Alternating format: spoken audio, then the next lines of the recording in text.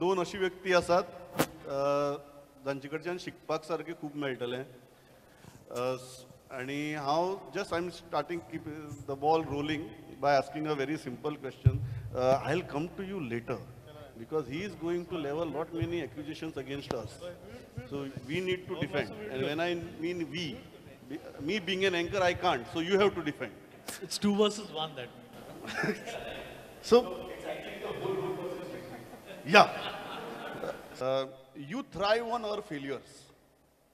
And whenever I check the website, and I very regularly check the website, that you must be feeling in your newsroom the moment we commit mistakes. Wow, और एक story mill गई. So that must be the feeling. So how does your newsroom work? Because when we in our newsroom we say, अरे ये हो गया, वो हो गया, चलो दौड़ो भागो. You should be saying, इसने mistake की. आज ये मेरा target है. Is that the way your newsroom works? You know, it sounds very dramatic, right? And it's always exciting for Pramod to frame this discussion and this debate like that. And now I understand why he's so successful in Goa. But let me put it, let me clarify. See, I've spent 13 to 14 years in mainstream media. So I started my career way back in 2000. You know, when my introduction was done, Sahil said, "Arey, tu kab tha Zee mein?" That is also because when I joined Zee as an intern, Sahil, I think, had already moved out. And if I'm not mistaken, he went to Aaj Tak at that point of time.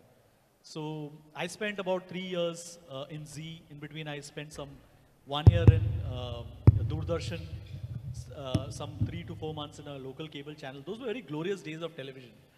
When television channels, every day there was a new channel opening up. So journalists like us, you know, had enough jobs. You know, we never sat at home without a job. You know, that time and era has gone. Then I spent about 3.5 years in CNN IBN. You know, we launched the channel and it became a huge success overnight. Then I went to NDTV. That was the phase where I said earlier that I, you know, took a lateral transfer and I said, I want to now work on the desk. I want to work in the newsroom with, you know, younger reporters. Then the turnaround came when I moved from completely out of TV. I went into digital at Business Standard. And then I, you know, started working with a startup.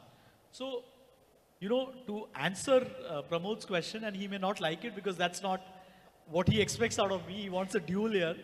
I am the best advocate for both Sahil and Pramod in a fact-checking newsroom because I exactly understand what a television channel goes through. There are fact-checkers who have never been worked in a television environment, and they are quite successful, and I have huge respect for them. But they don't understand how mainstream media works. When they see a mainstream media anchor or a journalist making a mistake, they expect or they believe the worst about them. When I see someone going wrong, I exactly understand why that person has gone wrong and on the channel, or what could have probably happened in the newsroom. You know, I understand that newsroom culture very well. I always tell my reporters that you know, if someone goes wrong, you know, anyone can go wrong. I said earlier that, you know, we are not infallible. We can go wrong. We may get a story wrong. We may get details in the story wrong. I always tell them that please look at how that story has gone wrong. Please calibrate the way you write your story accordingly. So suppose if someone is completely misleading and has a history of communalizing a story, then you go hard against them. If someone has made a genuine mistake, please point it out nicely in the story that they have made an error and give them the room to correct it. And most organizations actually today correct their mistakes even though they don't put it out very openly. So that's my answer to you, Pramod. There is no thrill in correcting the mainstream media. In fact, I feel the pain always, you know, when I see fellow journalists and fellow anchors getting it wrong, because I understand that it's the system which is so difficult to operate in the 24-hour breaking news cycle that is resulting in this. But I would also say that over the last few years, we have seen that many of the newsrooms who probably used to make very silly mistakes earlier are now making new mistakes, but not the old. So, you know, that is also, you know, a great relief.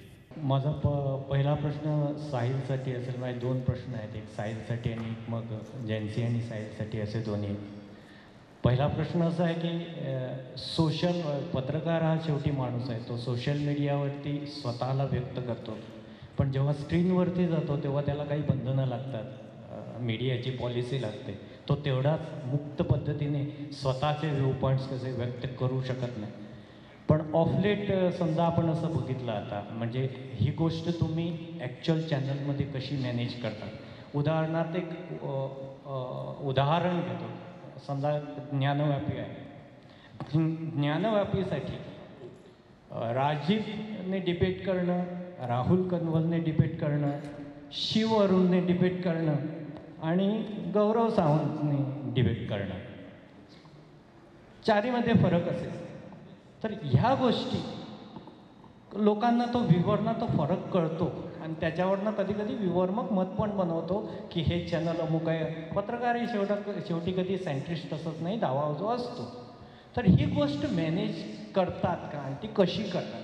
म्हणजे अमुक एखादं debate याला देणं त्याला देणं असं काही, म्हणजे पर्सोना किंवा त्याचं व्यक्तिगत मत मॅनेज करतात, कशा पद्धतीने कंटेंट स्क्रीनवरती मॅनेज करतात ही गोष्ट. दुसरा प्रश्न आहे दोघांसाठी की आम्हाला म्हणी कधी कालबाह्य ठरत नसतात.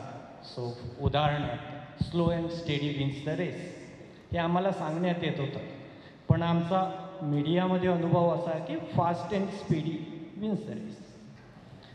मग तो बिझनेस लेवलवरती व्ह्युअरशिपमध्ये TRPमध्ये fast and speedy wins the race. तर नवीन जी मुलं येतात इंटर्न्स वगैरे त्यांना काय सांगणार? कारण it's the end of the day हे आपलं वास्तव आहे. या सैल start with the first question. Me actually दुसऱ्या प्रश्नाचं आधी उत्तर देतो, पण त्याचं उत्तर मला वाटतं खूप सोपं आहे खरं बघायला गेलं तर. आता इन्फॉर्मेशनचं जग आहे आणि आता सगळ्यात मराठी, जशी तुम्ही एक म्हण सांगितली तशी मी अजून एक म्हण तुम्हाला सांगतो. आता परिस्थिती अशी आहे की कोंबडा झाकला म्हणून सूर्य उगवायचा काय राहत नाही. त्यामुळे आता कोणी असं क्लेम करू शकत नाही की आम्ही बातमी नाही छापली तर बातमी बाहेरच नाही येणार. दुसरा कोणीतरी करेल, सोशल मीडियावरती येईल, सगळ्यांच्या हातात माध्यम आहे. त्याच्यामुळे बातमी दाबून राहणार नाही, नंबर 1. नंबर 2, त्याच्यामुळे बातमी लवकर जाणं हे महत्त्वाचं राहिलेलंच आहे. पण तिसरी गोष्ट अत्यंत महत्त्वाची झाली आहे की बातमी लवकर देणंच, पण त्याच्याबरोबर ती ॲक्युरेट देणं ही महत्त्वाची जास्त गोष्ट झालेली आहे. म्हणजे तुम्ही ती बातमी लवकर देताना सगळ्या ड्यू डिलिजन्स करून ती लवकर कशी देता हे तुमचं स्किल झालेलं आहे. कारण इन्फॉर्मेशन रिसीव्ह करण्याची माध्यमं तुमच्या हातात खूप जास्त झाली आहेत. आता एक काळ असा होता की व्हॉट्सअप नावाची गोष्टच नव्हती. आजच्या काळामध्ये जर व्हॉट्सअप नसेल तर अनेक पत्रकार मरून जातील. त्यांना कळणारच नाही रिपोर्टिंग कसं करायचं, कारण ती सवय झालेली आहे. म्हणजे त्याच्यात त्यांची चूक आहे असं नाही म्हणत आहे मी. शेवटी त्या जनरेशनच्या हातात मिळालेलं ते एक टूल आहे, कारण त्याच्यात इन्फॉर्मेशन पटकन पास ऑन होते तुमच्याकडे. पण ती आलेली इन्फॉर्मेशन पडताळणी करून पटकन ऑन एअर करणं हे आता स्किल झालेलं आहे. त्यामुळे लवकर इन्फॉर्मेशन देणं अत्यंत आवश्यक आहे, याच्यात काय वादच नाही. कोणी जर असं म्हणत असेल की मी 2 तास त्याच्यावरती काम करेन आणि 2 तासानंतर बातमी देईल, तोपर्यंत ती बातमी आलेली असेल सगळीकडे. ती बातमी देणं हे आवश्यक आहेच, पण ती पडताळणी करून लवकर देणं हे आता तुमचं स्किल झालेलं आहे. तर त्यामुळे दुसऱ्या प्रश्नाचं उत्तर फार सोपं आहे. आता राहिला पहिला प्रश्न तुमचा. तुम्ही 4 उदाहरणं दिली. असं ह्याच्यामध्ये नवीन काय? तुम्ही वर्तमानपत्राचं एडिट पेज उघडलं, उदाहरणार्थ इंडियन एक्सप्रेसचं एडिट पेज उघडलं, तर इंडियन एक्सप्रेसच्या एका बाजूला प्रताप भानू मेहता यांचा एक आर्टिकल आलेलं असतं, इंडियन एक्सप्रेसच्या दुसऱ्या बाजूला अजून कोणाचं तरी आर्टिकल आलेलं असतं. महाराष्ट्र टाइम्समध्ये तर एक काळ असा होता की कुमार केतकर एका बाजूला गांधी परिवार कसा योग्य आहे अशा पद्धतीचं आर्टिकल लिहायचे आणि दुसऱ्या बाजूला प्रताप आसबेंचं गांधी घराण्याच्या विरोधातलं आर्टिकल आलेलं असायचं. दोघंही महाराष्ट्र टाइम्समध्येच काम करत होते. एक संपादक होते, एक चीफ रिपोर्टर होते. कळलं का? त्याच्यामुळे ही गोष्ट ऑलरेडी एक्झिस्ट होती. मी उदाहरण म्हणून सांगतोय तुम्हाला. एखाद्या गोष्टीकडे बघण्याचा प्रत्येकाला आपापला अधिकार आहे. ते चूक की बरोबर ही गोष्ट डिबेटेबल आहे बेसिकली. एखाद्या घडणाऱ्या घटनेकडे तुम्ही कशा पद्धतीने बघता.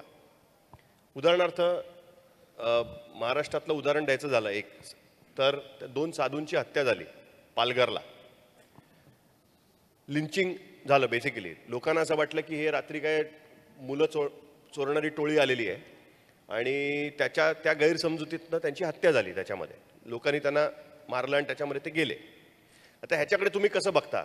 ते दोघं जण साधू होते, हो बरोबर ते साधू होते, पण लोकांनी त्यांना साधू म्हणून मारलं का त्यांच्याबद्दल जो चुकीचा समज पसरला रात्री त्याच्यातनं त्यांना मारलं? त्याच्यावरनं डिबेट होती बेसिकली. एका पक्षाने त्याला साधू म्हणून त्याला महत्त्व दिलं, अनेक लोकांनी त्याला असं महत्त्व दिलं की नाही हत्या झाली हे चूकच झालं, त्याच्यामध्ये त्या गावकऱ्यांची चूक आहे, अशा पद्धतीने कोणाला मारणं हे काय बरोबरच नाही, त्याचं समर्थनच होऊ शकत नाही. पण ती हत्या काय ते साधू होती म्हणून नाही झालेलं आहे. त्यांनी जर अंगावर एकही कपडा घातला नसता किंवा ते सूटबुटात जरी आले असते तरी कदाचित त्यांना मारलं असतं लोकांनी, कारण तशा पद्धतीची भावना पसरली होती. त्यामुळे त्या गोष्टीकडे लोक कसे बघतायत, अनलेस अँड अनटिल तुम्ही माहितीच चुकीची देत नाहीत तोपर्यंत.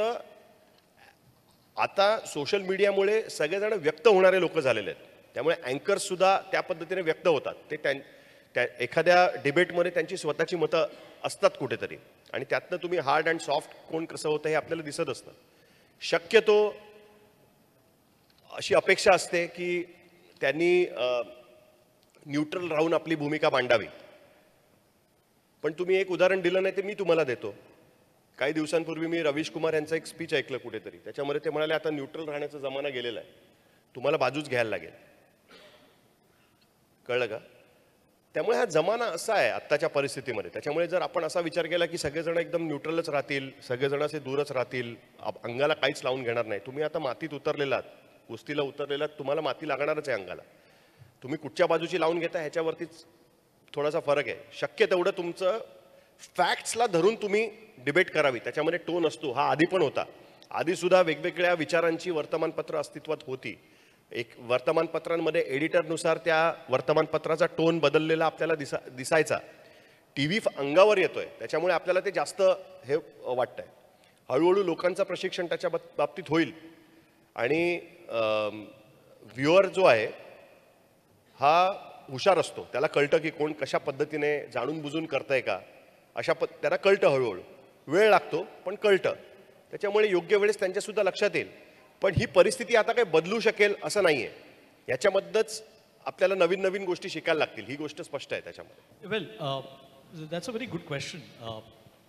See, I think what you asked is, in the age of speed news and fastest finger first, what is the lesson that we are giving to younger journalists and students who are coming into this field? Sir, I hope I got your question right. I mean, I can understand Marathi, but I just wanted to be sure. See, both Sahil and I have spent about 20 to 25 years in journalism. Many of our contemporary, era journalists who were working with us at that point of time when we were younger reporters out there on the field, many of them have exited and moved into, public relations. Some have also got into politics. There are MPs and MLAs also now among that current lot of, journalists. Careers are not built in one day. The unfortunate part is that, the glamour that Sahil and Pramod exude on television, and I'm not saying it's their fault. Unfortunately, there is an entire young set of journalists who believe that the only reason why they should be in journalism is to actually be on air.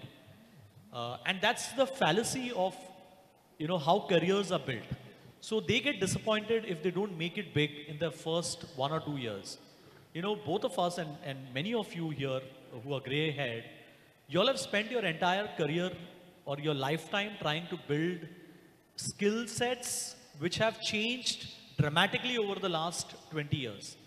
Like, I started my life as a television journalist, then I moved into semi-print and digital. Then I moved out and became an editor, managing a newsroom and starting from scratch. These are skills that I did not, have at one point.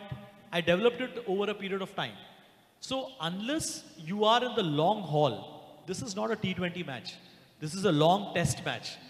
So if you, and sorry, I mean, I don't want to sound preachy here, but what I'm trying to say here is that you cannot build a career in journalism overnight. There will be people who will become famous in 1 or 2 years, but that's an outlier.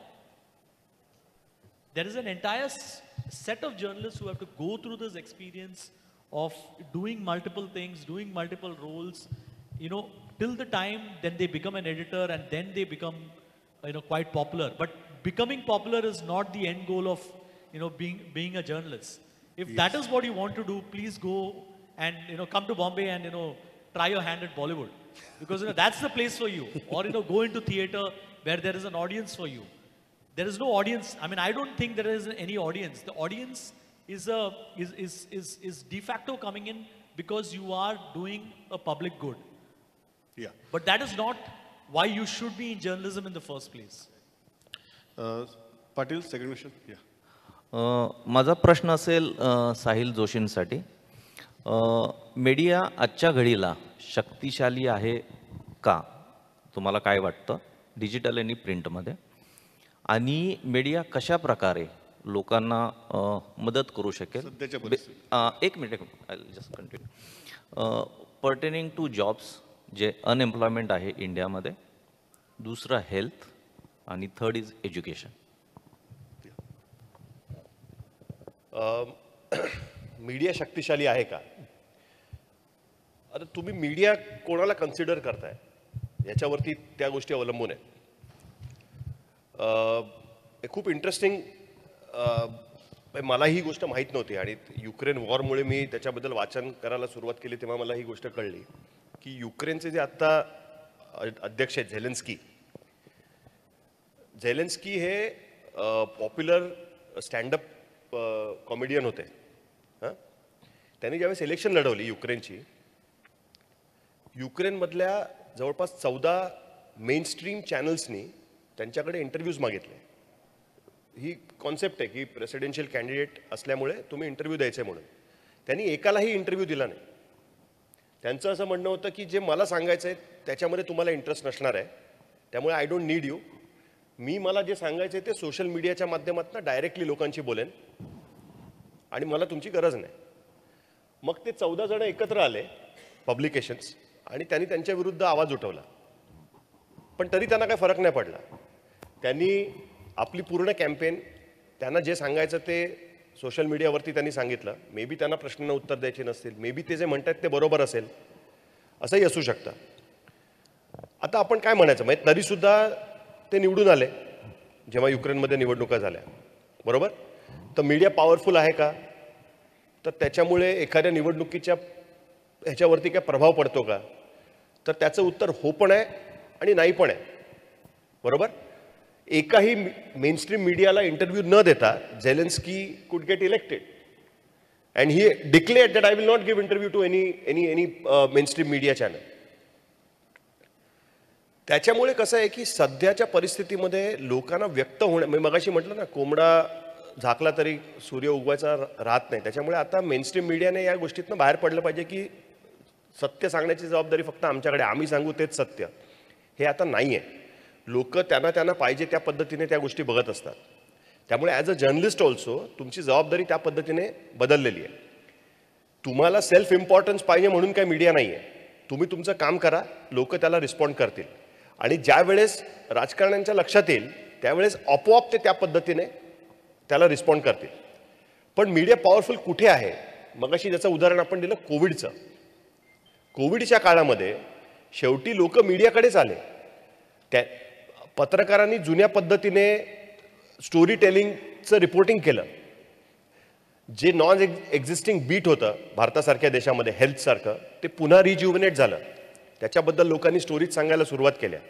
त्याच्यामुळे या गोष्टी, असं नाही की मीडियाचं importance संपलेलं आहे. Just because ABC माणूस तुम्हाला इंटरव्ह्यू देत नाही त्याच्यामुळे तुमची पॉवर नाही असा त्याचा अर्थ होत नाही. तुमचा इम्पॉर्टन्स आहे म्हणून तुमचा कॉग्निझन्स घेतला जातो, ही गोष्ट लक्षात घेतली पाहिजे. आणि कोविडसारख्या काळामध्ये ती गोष्ट अधोरेखित झाली, कारण लोकांपर्यंत एखादी गोष्ट पोहोचवण्याचा एकमेव मार्ग होता, दॅट वॉज मीडिया. शेवटी लोक मीडियाकडे परत आले होते त्या काळामध्ये आणि लोक बघत होते. जस्ट फक्त ते घरी बसले होते म्हणून नाही, घरी बसल्यानंतर त्यांच्याकडे OTT प्लॅटफॉर्म्स होते, 100 गोष्टी बघण्यासारख्या होत्या, पण तरीसुद्धा ते मीडियाकडे परत आले. People missed newspapers, reading newspapers every day. आणि त्याच्यामुळे भारतासारख्या देशामध्ये मगाशी मी आकडेवारी सांगितली त्या पद्धतीने 10% ग्रोथ झाली आहे न्यूजपेपर रीडरशिपची आणि ती 26% जाऊ शकते. त्यामुळे मीडियाचा इम्पॉर्टन्स आहे, ही गोष्ट आपण विसरता कामा नये. पण दुसऱ्या बाजूला ही पण गोष्ट आहे, कन्व्हेन्शनली ज्या गोष्टी होत होत्या त्या कदाचित आता नाही होणार. कदाचित देर वॉज अ टाईम की भारतामध्ये पंतप्रधान दरवर्षी एक प्रेस कॉन्फरन्स घ्यायचे, इयर एंडर प्रेस कॉन्फरन्स असायची. आजकाल नाही घेत पंतप्रधान. पण ते पंतप्रधानच कशाला, मुख्यमंत्री सुद्धा आजकाल घेत नाहीत बऱ्याचशा ठिकाणी प्रेस कॉन्फरन्स. महाराष्ट्रात सुद्धा कुठे मुख्यमंत्री प्रेस कॉन्फरन्स घेतात? ज्यांना वाटेल त्यावेळेस घेतात, नाही वाटलं तर नाही घेत. देर वॉज अ टाईम की मी महाराष्ट्राचं उदाहरण देतो कारण मला त्यातलं उदाहरण जास्त माहिती आहे म्हणून मी सांगतोय. मुंबईमध्ये दर आठवड्याला, गोव्यात पण आय एम शुअर होत असेल, दर आठवड्याला कॅबिनेट मीटिंग होते, बरोबर. कॅबिनेट मीटिंग नंतर ब्रीफ करायचं ही पद्धत होती एकेकाळी, की the chief minister use to brief media that this is what happened in the cabinet today. That's a good thing. पण बिलीव्ह मी, मुंबईमध्ये ही प्रथा जी आहे ती गेले 15 वर्षापासून बंद आहे. Right from the time of Vilasrao Deshmukh ती बंदच आहे प्रथा. आता प्रेस रिलीज पाठवलं जातं because nobody wants to answer the questions. त्याच्यामुळे आमचा इम्पॉर्टन्स कमी झाला आहे का? अजिबात नाही. एखाद्या माणसाने आपल्याला प्रेस कॉन्फरन्ससाठी बोलवलं नाही किंवा घेतली नाही प्रेस कॉन्फरन्स, किंवा एखाद्याने आपल्याला इंटरव्ह्यू दिला नाही, त्याच्यामुळे काही इम्पॉर्टन्स कमी जास्त होत नाही. आपल्याला आपलं इम्पॉर्टन्स टिकवता आलं पाहिजे आणि त्या पद्धतीने आपण मीडियाचा इम्पॉर्टन्स आहे. आणि ह्याच्यासाठीच एवढ्या सगळ्या गोष्टी अवेलेबल असताना सुद्धा मेनस्ट्रीम मीडिया अजूनही टिकून आहे. त्याचं स्वरूप बदललेलं आहे आणि ते बदलतं स्वरूप आता कुठे जाईल ते अजूनही इन्व्हेन्शन स्टेजमध्ये आहे. मला असं वाटतं की अजून काही वर्ष हे चर्निंग चालू राहणार आहे. त्यामुळे ती गोष्ट पोचायला वेळ लागेल. Melvin. Well, this question I've raised was introduced by you all at the beginning of the session, but let me just repeat it again. So there's been a boom, excuse the emphasis, there's been a boom in news through all forms of media and a boom in fake news as a consequence of this spurt. You all may consider yourself friends, but I would like to believe that you all are both ends of the spectrum. One seeks to report news and the other facts check that news. So do you all think each one complements the other, or are they seeking to establish the credibility of the other? And more importantly for the reader, do they need both of you all or either one of you all? See, I think we should reframe this. We are not, and I always say this is not the first time I'm saying it, I've been saying it for years. Fact checkers are not a replacement to boots on the ground. They can never be. We are now sending reporters on the ground because now over a period of time we've managed to raise some money and invest in resources and invest in reporters. So even if there is a riot, we have a reporter who's out there on the field. We are no longer relying on digital techniques and calling up people on the phone. We have our reporters on the ground, but we are doing it very selectively because I don't have the capacity and the resources that probably India Today or a Times of India or an NDTV will have. And we may never have. We are always destined to be small, and only because we are small, we will manage to survive over a period of time. But to answer your question, this is never a debate about fact checkers versus mainstream media. That's a wrong framing of, how we understand fact checking. Fact checking news anchors and journalists or mainstream media is just one part of what we do. When we started out, we did not start out to fact check the news media at all. In 2017, if you go back and check some of our earlier stories, we were never looking at any of the news shows at all. We were fact checking politicians. We were fact checking people in government. Very interestingly, my first day in Boom was on 8th November 2016. Does anyone here remember what happened that day? Quick answer. Sorry? Demonetization. There's another very big important event that happened that day. Donald Trump came to power. So these were two historic events that happened on the day when I started my career with Boom.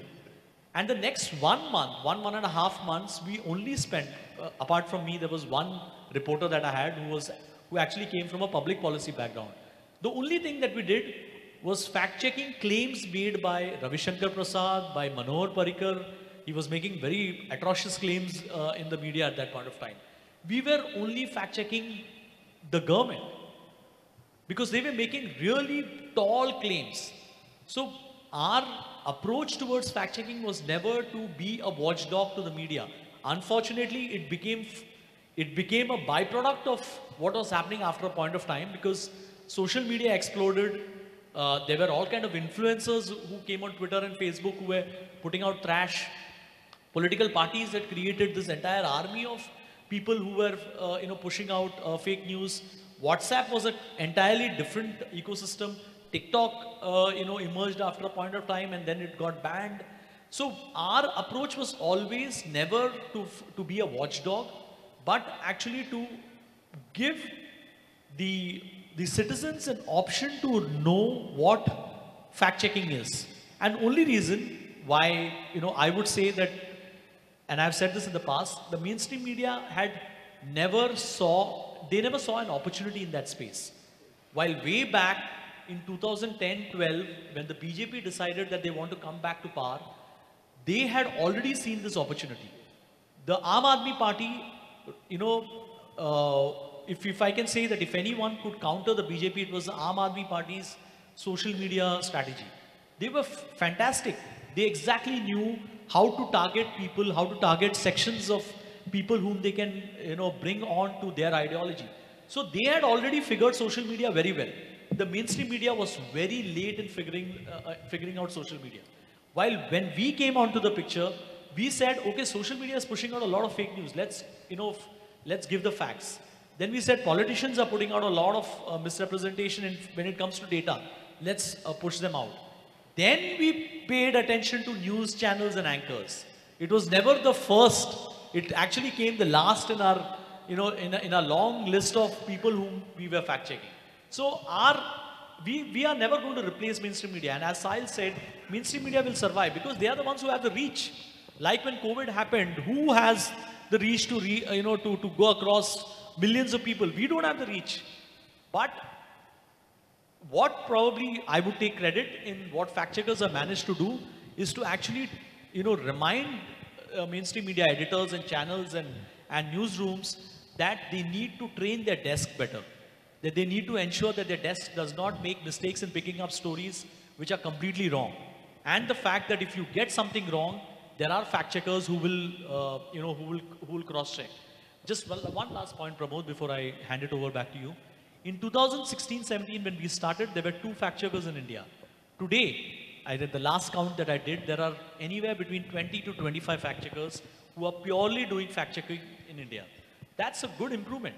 And a lot of them are also mainstream media newsrooms who have now gone into fact checking and are taking this craft of fact checking very seriously. And that, I think, is a very welcome thing. Next question is Mukesh. देश में TV पत्रकारिता का करीब करीब 20-22 साल रहा है। साहिल, आप करीब काम कर रहे हैं उतने सालों से। कई फेजेस देखने को मिला, अगर हिंदी में कहें तो कई काल देखने को मिला, जैसे कि भूतकाल, घोस्ट काल, भूतकाल नॉट पास्ट, घोस्ट काल, चुड़ैल काल, सनसनी काल, कुछ दिन के लिए नागिन काल भी था, जंपिंग रिपोर्टिंग काल। आज की तारीख में एक काल जो मैं देख रहा हूं पिछले कुछ सालों से, वो है अंधभक्ति reporting call across the mainstream media.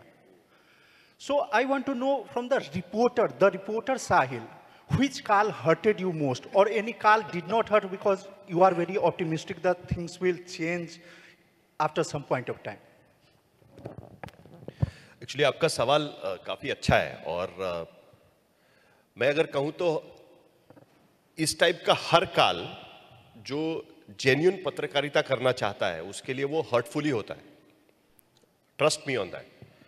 और ये काफ़ी मुश्किल भरा दौर होता है, खास करके मेन स्ट्रीम मीडिया को चलाना। ये it's like riding a tiger, कि आप वो शेर पर बैठ तो सकते हैं लेकिन आप उतर नहीं सकते, आप उतरेंगे तो खा जाएगा आपको, इस टाइप की चीज़ होती है। तो कई बार एक दूसरे के स्पर्धा में, और अनफॉर्चुनेटली भारत जैसे देश में सबसे बड़ी समस्या ये है कि जो हम देखते हैं उसके लिए पैसा खर्चा नहीं करना चाहते। हमें कंटेंट तो अच्छा चाहिए लेकिन उसके लिए खर्चा करने की हमारी तैयारी नहीं होती है, हमें सब सस्ते में चाहिए होता है। मतलब एक वक्त मुझे याद है कि जब न्यूज़पेपर, आपका 24 पन्ने का न्यूज़पेपर आप खरीदते थे उसके लिए 5.5 रुपया खर्चा करते थे, आप एक मैगजीन खरीदते थे उसके लिए 25 रुपया खर्चा करते थे, लेकिन आप एक टेलीविजन चैनल, न्यूज़ चैनल 8 घंटा देखने के लिए 80 पैसा खर्चा करने के लिए भी आप तैयार नहीं थे। आप केबल ऑपरेटर को बोलते थे कि बॉस 200 रुपये में मुझे 500 चैनल दो, भाई वो चैनल चलेगा कैसे? अगर 200 रुपये में 500 चैनल दिखाएगा तो चैनल चलाने की तैयारी कैसे होगी? तो ये सारे चक्कर में फिर व्यूअरशिप और व्यूअरशिप के आधार पे जो एडवर्टाइजमेंट, उसी पर चैनल सर्वाइव होने लगे और उसके लिए कई बार लोग भटकने लग गए अपने यहाँ से। लेकिन एक चीज आपको माननी पड़ेगी, आपने वो सारे काल देखे हुए हैं, इसके लिए मैं आपको बताना चाहूंगा, कई बार ये डेविएशन हुआ है, लेकिन एक बार फिर लोग अपने पुरानी राह पर लौट कर आए हैं। तो ये डेविएशन होता है बीच में, और इसीलिए मैंने कहा ना कि मेन स्ट्रीम मीडिया को, जर्नलिस्ट को छोड़ना नहीं चाहिए। अगर आप छोड़ोगे तो कोई और आपकी जगह ले लेगा, और अगर वो जगह एक बार खाली हो गई तो ये वापस सतह पर, सही जगह पर लौटाने की जो जिम्मेदारी है वो कोई नहीं कर पाएगा। और इसीलिए मतलब ये आपने देखा, आपने कुछ सही एग्जाम्पल दिए हैं आपके इसमें। वो चुड़ैल वाला काल आया था, हर बार कोई एक बड़ी घटना होती है और दोबारा लोग पटरी पर आ जाते हैं। चुड़ैल वाला काल आया, उसके बाद मुंबई में 2008 में टेरर अटैक हुआ, उसके बाद आप देखिए दोबारा लोग लौटकर खबर पर आ गए। फिर रामलीला मैदान का आंदोलन हुआ, फिर दोबारा लोग पॉलिटिक्स की तरफ जो है पॉलिटिकल कवरेज एक जमाने में मीडिया का स्ट्रेंथ हुआ करता था, उस पर लोग दोबारा आ गए। पब्लिक एजिटेशंस पर लोगों का ध्यान जाने लग गया। और तीसरी बात जो आप कह रहे हैं, अंधभक्त पत्रकारिता, अनफॉर्चुनेटली वो दोनों तरफ से होने लगी है। कोई रैशनली किसी भी चीज़ के बारे में सोचने के लिए तैयार नहीं है, ये रियलिटी है और उसमें वो बदलने में थोड़ा समय जाएगा। लेकिन जैसा मुझे लगता है, और ये मेरा हमेशा से विश्वास रहा है, कि वो डेविएशन से दोबारा पटरी पर लाया जा सकता है और वो धीरे धीरे चले आते हैं। और कोविड उसका एक सबसे बड़ा एग्जाम्पल था कि जिसमें डेविएशन होता रहा, लेकिन अमूमन लोग सही जगह पर रहे, अपने तरीके से उन्होंने काम किया। और ऐसे भी अभी भी कुछ लोग मेन स्ट्रीम में है कि जो पटरी पर लाने का काम करते हैं, जो सुशांत सिंह राजपूत के केस के समय भी हमने देखा, जिसका फायदा बाद में आर्यन खान केस के समय आपने देखा होगा कि उस वक्त मीडिया ने जिस तरीके से रिपोर्टिंग की, दूसरी तरफ की भी रिपोर्टिंग की, और जिसका असर हम देख रहे हैं कि सबीर वानखेड़े पर आखिरकार कार्रवाई करनी पड़ी नारकोटिक्स कंट्रोल ब्यूरो को। तो ये चैलेंजिंग टाइम तो होता है, इसमें कोई डाउट नहीं है। और वो अंदर काम करने वाले लोगों को भी लगता है कि अरे ये कुछ गड़बड़ हो रही है, गलत हो रहा है चीज़। जैसे फैक्ट चेक लोग आने के बाद न्यूज़ रूम में एक सेंसिटाइजेशन हो गया है उस तरीके का कि हम चलाने के पहले हमको 2 बार तो सोचना पड़ेगा कि ये सही है कि गलत है। ये वीडियो अगर आया हुआ है, यूक्रेन का भी क्यों ना हो, लेकिन वो वीडियो एक बार देख लेते हैं कि भाई ये कहीं से उठाया तो नहीं गया है। तो ये सेंसिटाइजेशन होना बहुत जरूरी है और वो धीरे धीरे होता है, लौट कर आते हैं पटरी पर। सचिन खुटवळकर, प्रश्न आहे साहिल सरांसाठी। बेसिकवर थोडंसं आपण बोलूया, कारण मराठी पत्रकारितेमध्ये बराच काळ मी तरी बघतोय की भाषाशुद्धी आणि व्याकरण या संदर्भात थोडंसं नवीन जे पत्रकार येत आहेत ते दुर्लक्ष होतं त्यांच्याकडून। म्हणजे असं म्हणत नाही की मी त्यांना डायरेक्टली ब्लेम करत नाही, परंतु कुठेतरी गांभीर्याचा अभाव दिसून येतोय। आणि त्याच्याबरोबर माझा दुसरा प्रश्न होता, तो मी त्याच्यात इन्क्लूड करतोय की बहुश्रुतता, म्हणजे अनेक विषयांचं ज्ञान हे पत्रकाराकडे असणं हे स्वाभाविक मानलं जातं, किंबहुना त्याने ते मिळवायला हवं। परंतु अलीकडच्या काळामध्ये असं दिसून येतं की एखाद्या बीटपुरते पत्रकार मर्यादित राहतात। स्पेशली डेस्कवर आपण बघितलं तर या सगळ्या ज्ञानाचा खूप फायदा होत असतो, परंतु एकूणच सगळ्या पत्रकारितेचा जर आपण आढावा घेतला असेल तर कुठेतरी असं दिसतं की बहुश्रुततेला सुद्धा थोडाफार फाटा दिला जातोय। आणि भाषेची जी ॲक्युरसी आहे किंवा जी अचूकता आहे, भाषाशुद्धी आहे, कारण अरुण फडके हे जे भाषातज्ञ होते त्यांनी ते सातत्याने म्हणायचे की शुद्ध लेखन हा आग्रह असता कामा नये, तर ती तुमची सवय बनली पाहिजे।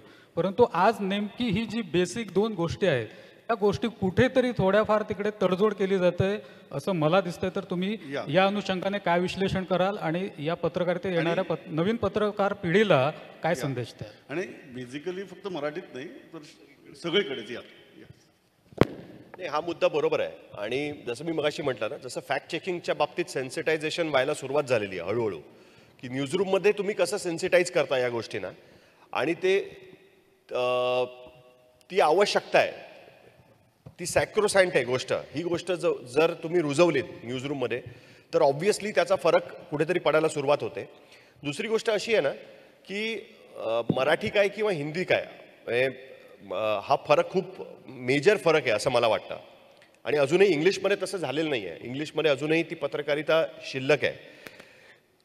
बहुश्रुतता तुम्ही जे म्हणालात ना, ती गोष्ट ही एकेकाळी पत्रकार होण्यासाठी अत्यंत आवश्यक अशी गोष्ट मानली जायची की तुमचं नॉलेज बेस जेवढा जास्त असेल, तुमचा नॉलेज पूल जेवढा मोठा असेल तेवढं तुम्ही पत्रकार व्हायला सक्षम आहात असं समजलं जायचं. हळूहळू काय झालं अनफॉर्च्युनेटली की मगाशी ह्यांनी उल्लेख केला की चुडेल काल आणि हे सगळे जे काल आले त्याच्यामध्ये, त्यावेळेस पत्रकार होण्यासाठी लागणारं जे स्किल होतं ते अजून श्रिंक होत गेलं, लहान होत गेलं. तुमच्या अंडरस्टँडिंगची गरज एवढी नाही, एवढी असली तरी चालेल, तुम्ही होऊ शकता, ही गोष्ट दिसायला लागली हळूहळू त्याच्यामध्ये. आणि त्याच्यातनं हे नुकसान होत गेलं कुठेतरी. दुसरी गोष्ट अशी की आणि त्याच्यातनं बाहेर पडायला वेळ लागला. म्हणजे आता आम्ही जेव्हा डिजिटलसाठी लोकांना हायर करतो त्यावेळेस खूप असे इंटरेस्टिंग किस्से घडतात की आम्ही नवीन मुलांना 4 प्रश्न विचारले, त्याच्यामध्येच कळून येतं की अरे ह्यांना काहीच माहीत नाही आहे. तेव्हा त्यांना विचारावं लागतं की तुम्ही पत्रकार का व्हायचा प्रयत्न करताय, तुमचं काही वाचनच नाही आहे, तुम्हाला काहीच माहीत नाही आहे, तुमच्या स्वतःच्या प्रांताबद्दल पण तुम्हाला काही माहीत नाही आहे. कारण त्यांना असं वाटतं की पत्रकार म्हणजे जाऊन उभं राहिलं, तुम्ही बाईट घेतला की तुम्हाला मिळून जातात. आणि नेते मंडळीसुद्धा बूम दिसला की आपोआप बोलायला सुरुवात करतात. बऱ्याच ठिकाणी लोक प्रश्न पण विचारत नाहीत, आपोआप ते बोलून टाकतात अनेक ठिकाणी. ही एक सवय झाली त्याच्यामध्ये.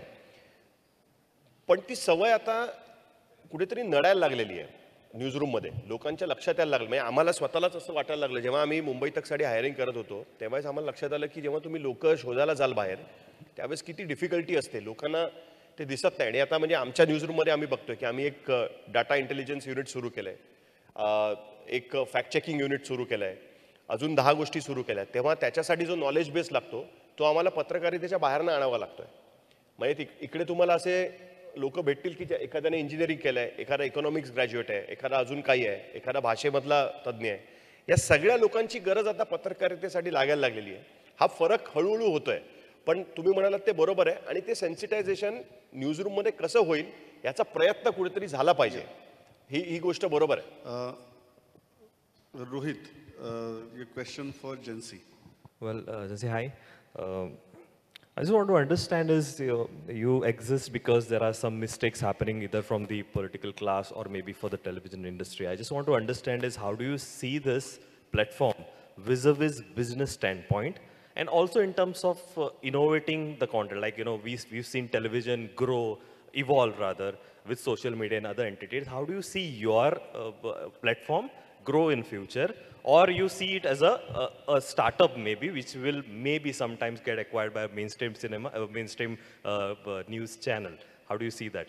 Basically, he's asking you that we give you content. How do you make money? Because Sahil says mainstream media pays well.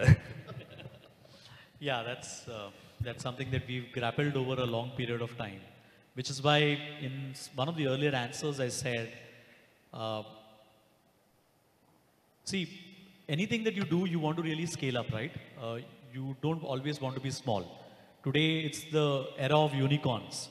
Anyone who has a startup idea is always starting up because he's expecting some venture capital funding will come in. You know, in the next 2 to 3 years, we will be $1 billion unicorn, and I will make money and I will go and sit somewhere in Bahamas. So, you know, some beachfront resort I will buy and live there. Journalism cannot do that.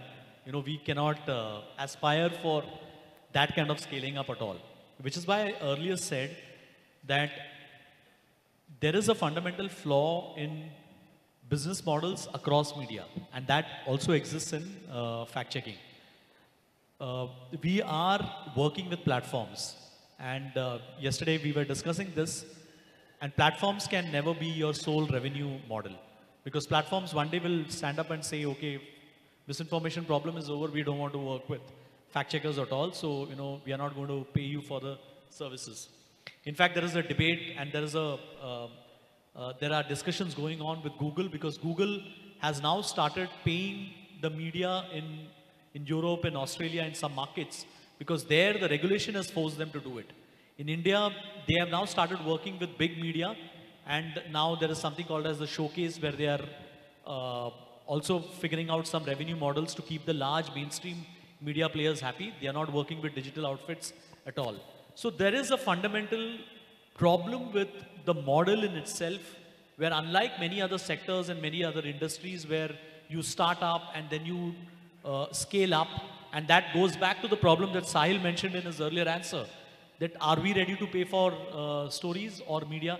I want to say that I have a problem using the word content, so I will never use the word content, because I feel content and journalism do not stand well with each other. So I would always say that, are you willing to pay for news?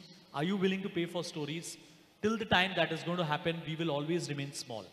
And that's something that I have accepted. As an editor, I have accepted that. Yeah. So I don't have aspirations to become as big as, a mainstream media, because I will never be. But to answer your question, what is the future?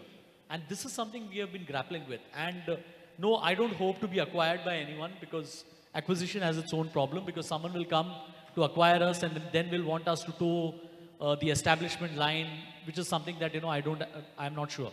But I feel that, nothing can you create in journalism with the hope that I should survive for 100 years. That may not happen in the next 5 years. I don't know what is going to happen in the next year. The next year, some other new disruption may come in, whereby which we will have to tweak our model and try to figure how we stay relevant in journalism. So we are always on the lookout for that. But otherwise, we are now doing a membership model. We are asking people to pay for the news. We have not gone behind a paywall, because we figured that fundamentally we cannot go behind a paywall. Yes, there will be some very interesting stories that we will do at the intersection of tech and society, which we can put behind a paywall at some point and hope that people will pay for it. So we will remain small and we will remain nimble-footed, and that's the only way that we see that we can survive. Devyani. माझा प्रश्न साहिल सरांसाठीच आहे. खरं तर माझा पहिला प्रश्न असा होता की आपणही म्हणालेलात की मला पॉलिटिकल बातम्या किंवा पॉलिटिकल याच्यामध्ये जास्त इंटरेस्ट आहे. आपण गेल्या काही वर्षांमध्ये असं बघतोय की पॉलिटिकल लीडर्स किंवा पॉलिटिकल हे जे काही आपले नेते वगैरे असतात, ते जे काही बोलतात, जे काही करतात, ते तसंच्या तसं आजकाल दाखवण्याचा एक फार मोठा ट्रेंड तयार झालेला आहे. माझं असं म्हणणं आहे की डॉक्टर भागवत कराड यांनी they saved a life of a photographer ही नक्कीच एक न्यूज आहे. परंतु खासदार संजय राऊत हे आपल्या मुलीच्या लग्नात तिची पाठवणी करताना रडले, ही न्यूज आपण सातत्याने दाखवत असतो टी व्हीवरती थ्रू आउट डे. हे कितपत योग्य आहे? हा एक. आणि दुसरं असं की ते जे बोलतात, आपण सातत्याने उद्धव ठाकरे काय बोलले, राज ठाकरे काय बोलले, आणि आपल्याला सवय झाली आहे एकाने बोलले की त्याच्या विरोधात असलेल्याला विचारायला जायचं की ते असं बोलले, तुमचं काय म्हणणं आहे, आणि ते आपण दिवसभर चालवत राहायचं. हे कितपत योग्य आहे आणि ते किती दिवस पुढे चालेल? आणि मी प्रमोद सरांची माफी मागून दुसराही माझा प्रश्न नाही, दुसऱ्या प्रश्नासाठी माझ्याकडे वेळच नाही. मला आणखी एकच, नाहीतर उपाशी राहावं लागेल सगळ्यांना.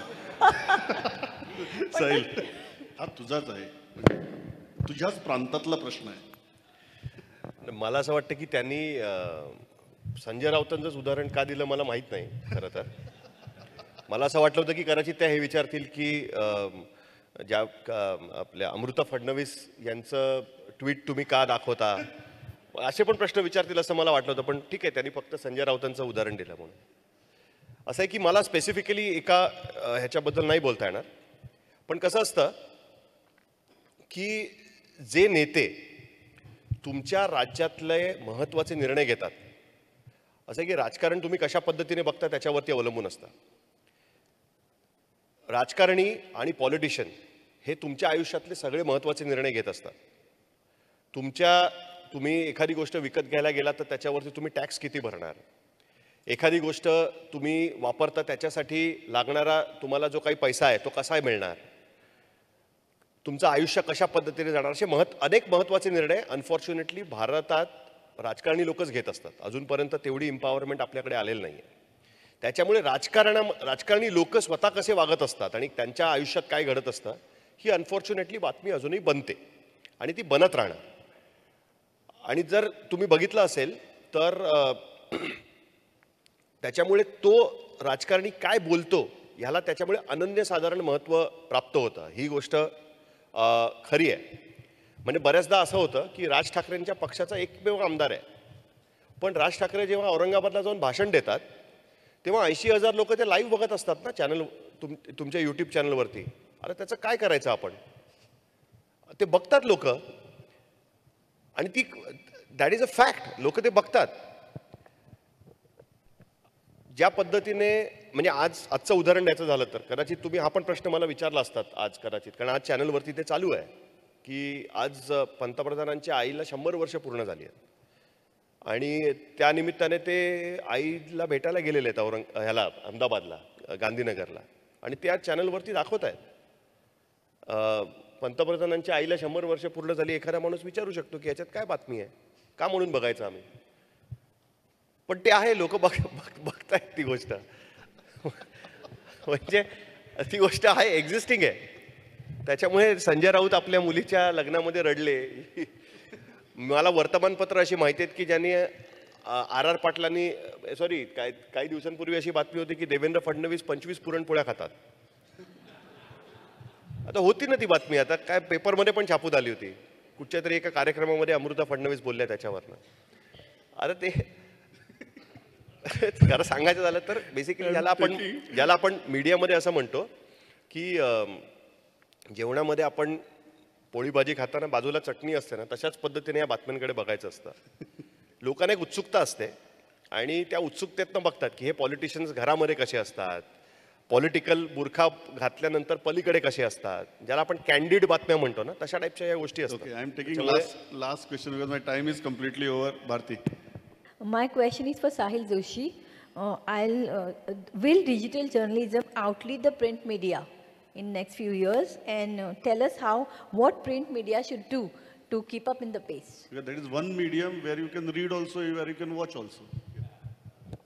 I think this is a very evolving situation, and a lot of my friends from print media are adopting themselves to the new atmosphere because of the digital media. Their old habits of filing a story in the evening has to be abolished now. I mean, they have to be updated all the time.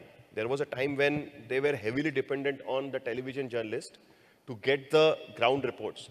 Now, what I'm seeing is that even the print journalists are seen on the ground, wherever the things are happening, because even they have to update their digital edition that what is happening on the ground. So, for near future, I really don't see that the print media will go down, because still the importance of something is printed is there in country like India. But at the same time, they have to have that digital arm along with them, because they are not, now everybody is competing with each other. Now that difference of that so-and-so is in TV, so-and-so is in digital, so-and-so is in print has gone. Now everybody is in the business of news.